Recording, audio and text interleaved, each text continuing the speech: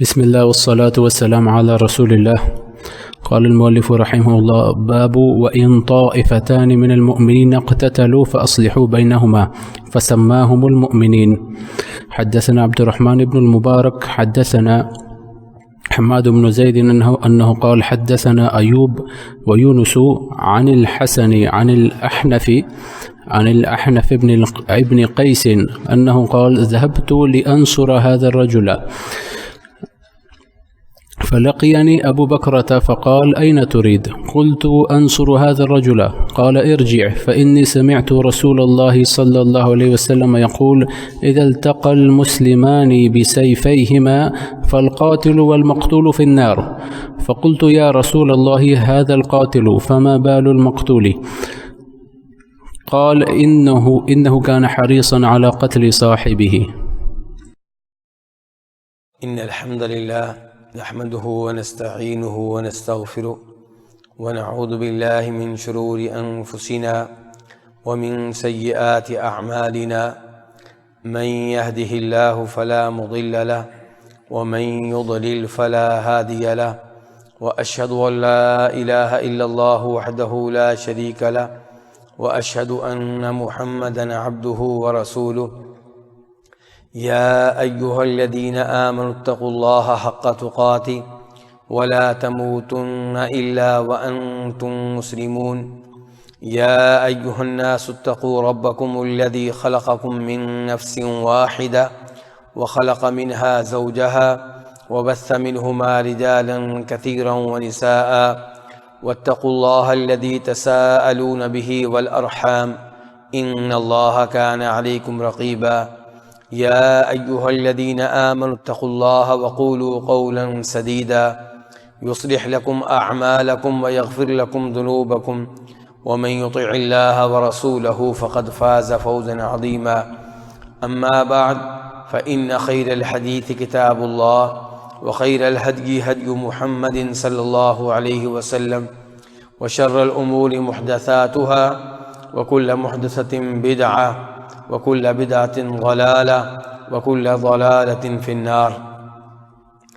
ہر قسم کی حمد و ثنا اللہ رب العزت کے لیے جس کی توفیق سے آج ہم دوبارہ ان احادیث کو پڑھنے کے لیے جمع ہوئے ہیں جن احادیث کا تعلق صحیح الامام البخاری کی کتاب الایمان سے ہے، اور کثرت سے درود و سلام ہوں جناب محمد رسول اللہ صلی اللہ علیہ وسلم کی ذات اقدس پہ، جن کی احادیث ہمارے لیے روشن ہدایت کی حیثیت رکھتی ہیں، جو ہمارے لیے مشعل راہ ہیں۔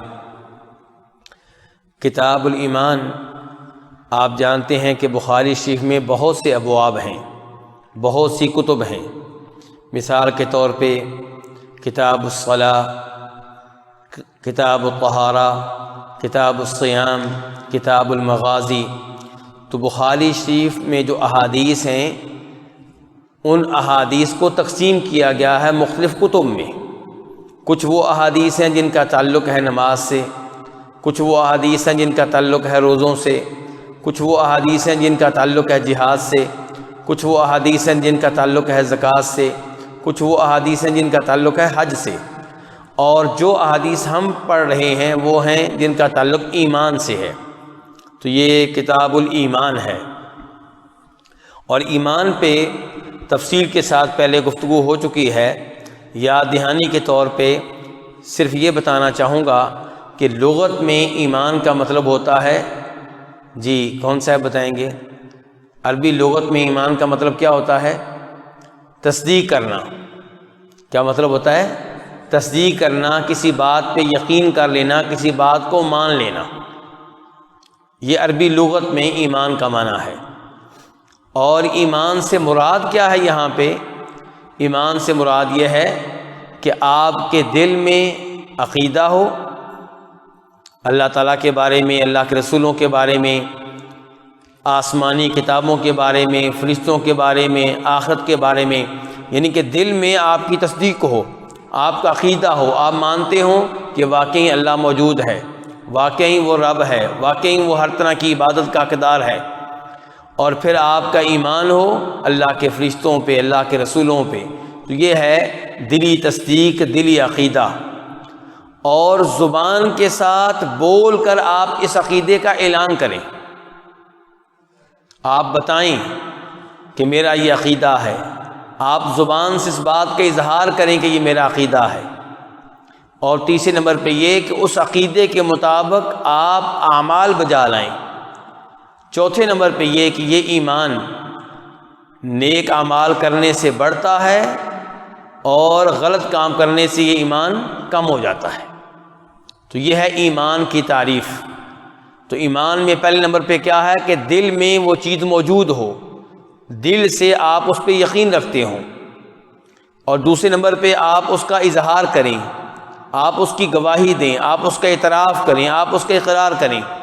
ورنہ آپ دیکھ لیں ابو طالب نبی علیہ الصلوۃ والسلام کے چچا، کیا وہ دلی طور پہ آپ کو سچا رسول نہیں مانتے تھے؟ جی بتائیں، مانتے تھے کہ نہیں مانتے تھے؟ مانتے تھے۔ وہ سمجھتے تھے کہ میرا بھتیجا سچا ہے اور واقعی اللہ کا رسول ہے، اور اللہ کی ذات پہ بھی ان کا ایمان تھا۔ لیکن ان چیزوں کا، اس تصدیق کا، اس عقیدے کا انہیں فائدہ نہیں ہوا۔ کیوں فائدہ نہیں ہوا؟ کیونکہ زبان سے گواہی نہیں دی۔ اسی لیے نبی علیہ الصلوۃ والسلام ان کے فوت ہونے سے پہلے یہ کہہ رہے تھے، یا عمی قل لا الہ الا اللہ کلمۃ احاج لک بہا عند اللہ، کہ چچا آپ کلمہ پڑھ دیں تاکہ میں اس کلمے کے ذریعے آپ کی شفاعت کے قابل ہو جاؤں، روز قیامت میں کہہ سکوں کہ میرے چچا نے کلمہ پڑھ دیا تھا۔ تو کہنے کا مطلب یہ ہے کہ ایمان دلی تصدیق، زبان کے اقرار، اعتراف اور گواہی، اور تیسرے نمبر پہ کس چیز کا نام ہے؟ جی اعمال، عمل کرنا۔ اگر آپ مومن ہیں تو نماز پڑھیں، اگر آپ مومن ہیں اور زکوٰۃ واجب ہے تو ادا کریں، اگر آپ مومن ہیں اور حج واجب ہے تو حج کریں۔ تو یہ نیک اعمال بجا لانا یہ بھی ایمان کا حصہ ہے۔ چوتھے نمبر پہ ایمان کی تعریف میں ہم نے کیا کہا ہے کہ یہ ایمان بڑھتا ہے۔ کب بڑھتا ہے؟ نیکیاں کرنے سے بڑھتا ہے، اور یہ ایمان کم ہو جاتا ہے، اس کا لیول گر جاتا ہے۔ کب؟ جب گناہ کرتے ہیں، جب واجبات پہ عمل نہیں کرتے۔ تو یہ وہ ایمان ہے جس کے اوپر امام بخاری مختلف احادیث پیش کر رہے ہیں۔ اور یہ بھی گزارش کی تھی کہ ایمان کے معاملے میں کئی فرقے، کئی لوگ گمراہ ہوئے۔ نمبر ایک وہ لوگ گمراہ ہوئے جو کہتے ہیں کہ ایمان میں اعمال شرط ہیں۔ کیا کہتے ہیں؟ ایمان میں، بولیے اعمال کیا ہیں؟ جیسے ہم کہتے ہیں نماز کے لیے وضو کے بغیر نماز ہو جائے گی، کہتے ہیں جیسے وضو کے بغیر نماز نہیں ہوتی ایسے اعمال کے بغیر ایمان نہیں ہے۔ وہ کہتے ہیں اعمال شرط ہیں، اور یہ موقف غلط ہے۔ یعنی کہ شرط کی حیثیت دینا یہ درست نہیں ہے۔ ہاں یہ ایمان کے ارکان میں سے ہیں، اس کا حصہ ہے۔ اچھا، دوسرے نمبر پہ وہ لوگ ہیں جو کہتے ہیں کہ جب آپ نے دلی طور پہ مان لیا کہ اللہ معبود ہے، اللہ رب ہے، اور اللہ کے نبیوں کو رسول مان لیا تو اتنا کافی ہے، نیک عمل آپ بجا نہ لائیں تو اس سے کوئی فرق نہیں پڑتا۔ اگر آپ نماز نہیں پڑھتے، آپ روزے نہیں رکھتے، آپ حج نہیں کرتے، زکوٰۃ ادا نہیں کرتے تو اس سے کوئی فرق نہیں پڑتا۔ تو یہ لوگ بھی گمراہ ہیں، وہ لوگ بھی گمراہ ہیں۔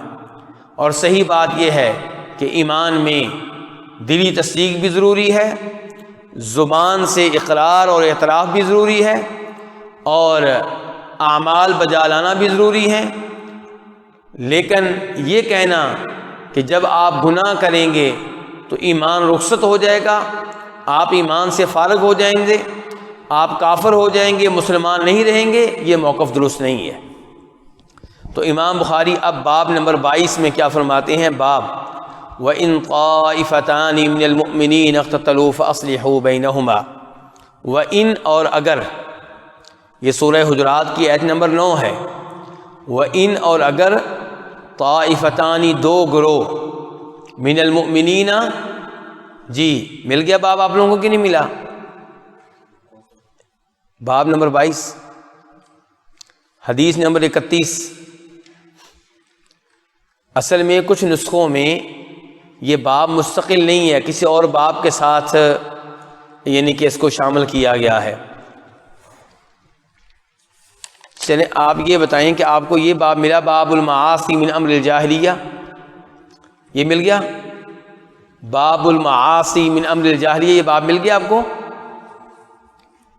تو اسی باب میں آپ دیکھیں آیت ہوگی وَإِن طائفتان، جی اچھا پیج، ہاں جی ٹھیک ہے۔ تو آپ کو وہ کہہ رہے ہیں بھائی کہ پیج نمبر 18 ہے، تو اس میں باب آپ کو ملا باب المعاصی من امر الجاہلیہ۔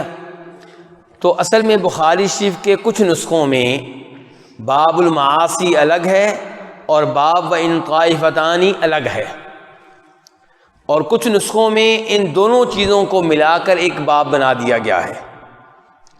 تو میرے پاس جو نسخہ ہے اس میں باب المعاصی الگ ہے اور باب وَإِن طائفتان الگ ہے، اور آپ کے پاس باب المعاصی اور باب وَإِن طائفتان ایک ہیں۔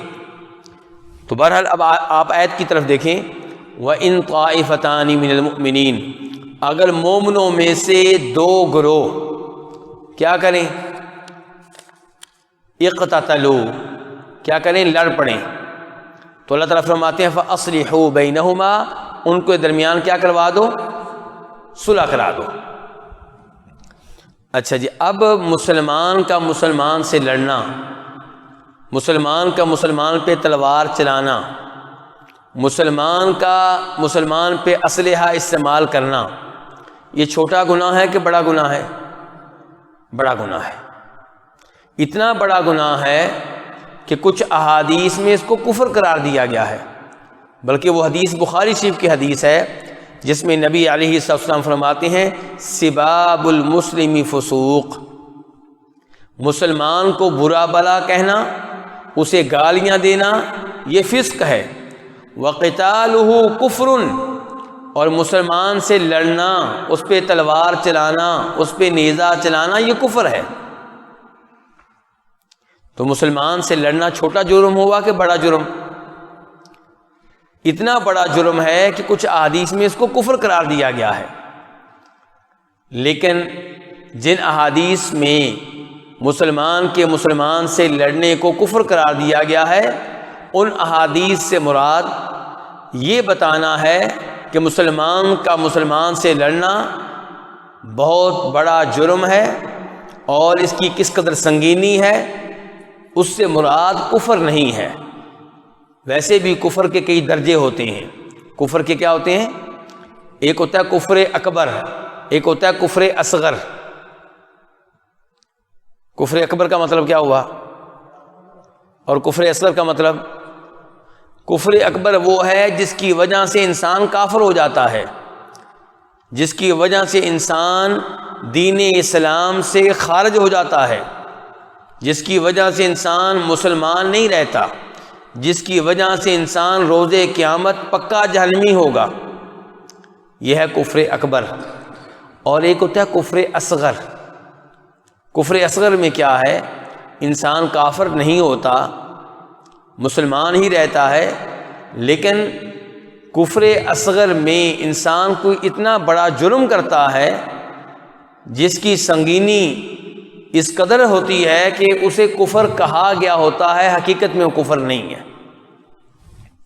اب اسی قتال کو لے لیں۔ قتال کا مطلب کیا ہوتا ہے؟ قتال کس کو کہتے ہیں؟ لڑنا، فائٹنگ۔ قتال لڑنے کو کہتے ہیں۔ تو مسلمان کا مسلمان سے لڑنا حدیث میں کیا کہا گیا ہے کہ وہ کیا ہے؟ کفر ہے۔ حدیث میں کیا کہا گیا ہے؟ میں توجہ چاہتا ہوں، آپ کے ابھی تک مکمل توجہ نہیں مجھے مل رہی، زور میں کافی لگا رہا ہوں، لیکن لگتا ہے کہ ابھی تک بس آپ مجھے دیکھ رہے ہیں، دھیان آپ کا کہیں اور ہے۔ تو حدیث میں کیا کہا گیا؟ مسلمان کا مسلمان سے لڑنا کیا ہے؟ کفر ہے۔ بولیے کیا ہے؟ کفر ہے۔ اور آیت کیا کہہ رہی ہے ذرا غور کیجیے گا، ذرا آیت کیا کہہ رہی ہے کہ مومنوں میں سے دو گروہ لڑ پڑیں تو ان میں صلح کرا دو۔ تو ایسے کیا پتا چلا کہ لڑنے والے مسلمان ہیں کہ کافر ہیں؟ مسلمان ہیں۔ اس لیے اللہ تعالیٰ کہہ رہے ہیں دو مومن گروہ اگر لڑ پڑیں تو ان میں صلح کرا دو، یعنی کہ لڑنے کے باوجود اللہ تعالیٰ انہیں مومن کہہ رہے ہیں، لڑنے کے باوجود انہیں کیا کہہ رہے ہیں؟ مومن۔ اور پھر صلح کا حکم دیا جا رہا ہے۔ اگر وہ کافر ہوں تو ہمیں صلح کرانے کی کیا ضرورت ہے؟ کافر آپس میں لڑتے لڑتے مر جائیں۔ لیکن ایک تو اللہ تعالیٰ نے انہیں کہا ہے کہ مومن، اور ایک اللہ نے کہا ہے کہ ان کے درمیان صلح کرا دو۔ اس سے پتہ چلا کہ مسلمان گروہ اگر آپس میں لڑ پڑیں جرم نہایت شدید ہے، لیکن بہرحال یہ وہ کفر نہیں ہے جس کو کفر اکبر کہتے ہیں، یہ وہ کفر نہیں ہے جو انسان کو دائرہ اسلام سے خارج کر دے۔ اور یہیں سے ہمیں یہ پتہ چلا کہ صحابہ کرام رضوان اللہ علیہم اجمعین کے مابین جو لڑائیاں ہوئیں کسی غلط فہمی کی وجہ سے، ان لڑائیوں کی وجہ سے ان میں سے کسی ایک گروہ کو کافر قرار دینا غلط ہے۔ مثال کے طور پہ ایک جنگ ہے، جنگ جمل۔ جنگ جمل میں ایک جانب امیر المؤمنین جناب علی بن ابو طالب رضی اللہ عنہ تھے اور ان کے ساتھی صحابہ کرام تھے، دوسری جانب ام المؤمنین عائشہ رضی اللہ تعالی عنہا تھیں اور دیگر طلحہ وغیرہ دیگر صحابہ کرام تھے۔ جمل کا مطلب کیا ہوتا ہے؟ اونٹ، کیونکہ جناب عائشہ اس لڑائی میں اونٹ کے اوپر سوار تھی، اس کو جنگ جمل کہا گیا ہے۔ اب یہ لڑائی کیوں ہوئی؟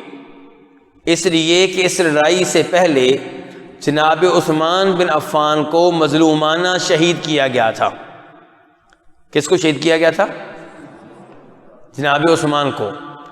اور انہیں شہید کرنے والے چپکے سے جناب علی کے گروپ میں شامل ہو چکے تھے۔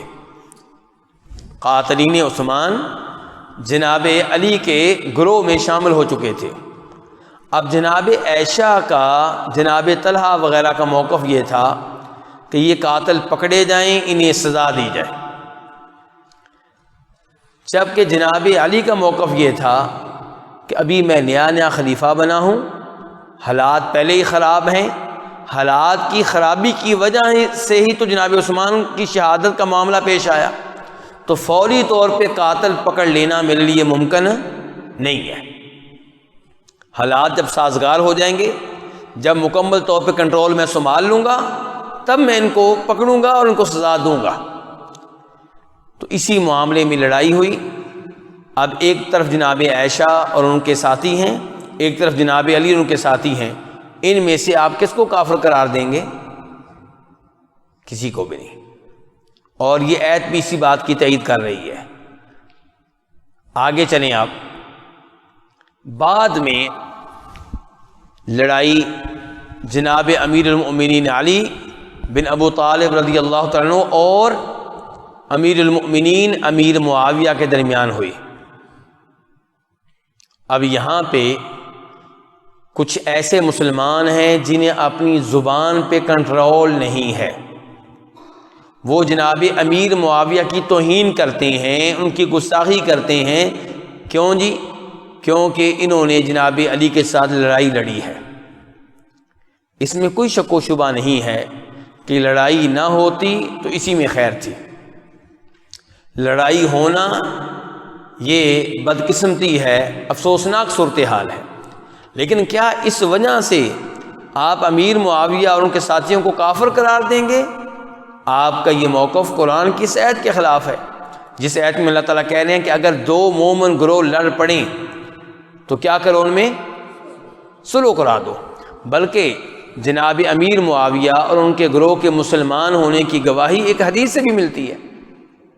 حدیث کیا ہے؟ بخاری شریف کی حدیث ہے کہ نبی علیہ الصلوۃ والسلام نے ایک دفعہ جناب حسن کی جانب اشارہ کرتے ہوئے فرمایا تھا، آپ نے نماز سے جناب حسن کی طرف اشارہ کر کے کہا تھا ان ابنی ھذا سید، میرا یہ بیٹا کیا ہے؟ سردار ہے، شاید کہ اللہ تعالیٰ اس کے ذریعے دو مومن گروہوں میں صلح کرا دے۔ فرمایا مجھے امید ہے کہ اللہ تعالیٰ میرے اس بیٹے کے ذریعے دو مسلمان گروہوں میں صلح کرائے گا۔ جناب حسن کے ذریعے صلح ہوئی تھی کہ نہیں ہوئی تھی؟ کن دو گروہوں میں؟ امیر معاویہ کے گروہ اور جناب علی کا گروہ، لیکن جناب علی فوت ہو چکے ہیں، اس گروہ کی قیادت اب جناب حسن کر رہے ہیں۔ تو جناب حسن نے جناب امیر معاویہ سے صلح کر لی اور اقتدار ان کے حوالے کر دیا، امارت و خلافت ان کے حوالے کر دی، خود دستبردار ہو گئے۔ اب کیا جناب حسن نے نعوذ باللہ کسی کافر کی بیعت کی تھی؟ کسی کافر کے حوالے حکومت کی تھی؟ بالکل نہیں۔ وہ سمجھتے تھے کہ جناب امیر معاویہ مسلمان ہیں، مومن ہیں اور اس قابل ہیں کہ مسلمانوں کی قیادت کریں، اسی لیے اقتدار ان کے حوالے کر دیا، ان کی بیعت کر لی۔ تو کہنے کا مطلب یہ ہے کہ امیر معاویہ اور ان کے ساتھی بھی مسلمان، جناب علی ان کے ساتھی بھی مسلمان۔ اس میں کوئی شک و شبہ نہیں کہ وہ لڑائی جو جناب علی جناب امیر معاویہ کی مابین ہوئی، اس لڑائی میں جناب علی حق کے زیادہ قریب تھے، جناب علی حق کے زیادہ قریب تھے، اور جناب علی کی شان، ان کا مقام جناب امیر معاویہ کے مقابلے میں کہیں زیادہ بلند ہے۔ ہم صرف اتنا کہنا چاہتے ہیں کہ جناب امیر معاویہ کو آپ کافر نہ کہیں، وہ صحابی ہیں، ان کی عزت کریں، انہوں نے ایمان اور اسلام کی حالت میں نبی علیہ الصلوۃ والسلام کو دیکھا، آپ کی گفتگو سنی، آپ پہ ایمان لائے، آپ کے ساتھ رہے، اور یہ بہت بڑا اعزاز ہے اور کوئی ہلکا اعزاز نہیں ہے۔